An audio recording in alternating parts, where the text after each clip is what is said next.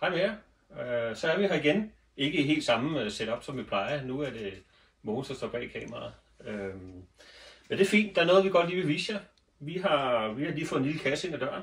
Nej. Og det er simpelthen en nyhed fra Ari, som blev præsenteret på BSC-messen i London her i forrige uge. Så vi er sådan lidt op at køre over, at vi allerede har fået den. Ja, jeg skyndte dig lige at få. Så nu prøver vi at åbne. Det skulle gerne være en lille dingenot, som kan monteres på Ari Orbiter-lampen. Og prøv lige at se her. Prøv lige at se her.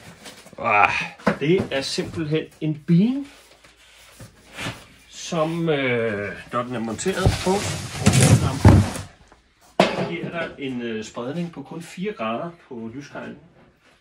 Og det er jo ret fedt, hvis man er den type, som godt kan lide at lege med, eller belyse med spejle, indspejling, reflekteret lys.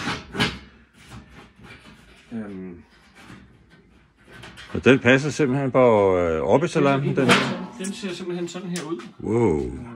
Når den er samlet, vejer ingenting. Den var på 1 kilo måske.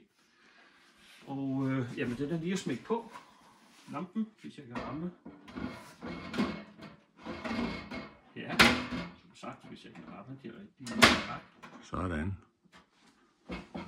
Jeg holder lige her. Ja, tak. Jeg tror... Sorry, det er lidt dumt det her, men vi prøver lige igen. Ja.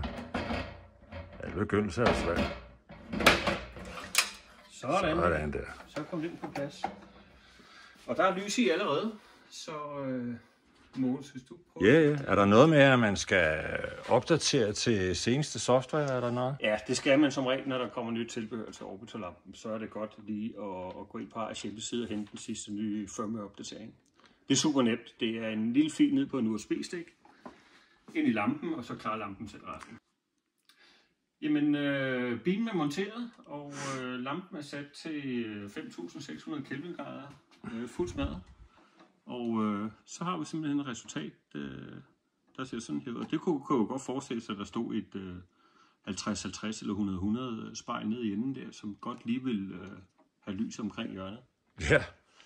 Man kan foran inden selve bilen, der sidder en lille justeringsskrue. Hvis man synes 4 grader er for tæt, så kan man faktisk justere den med bare lige at dreje her.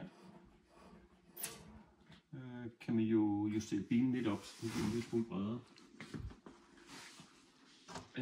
Men det er de muligheder, der er med den her. Super nemt tilbehør, meget enkelt at samle, nemt at sætte på lampen og kæmpe effekt på Orbiter.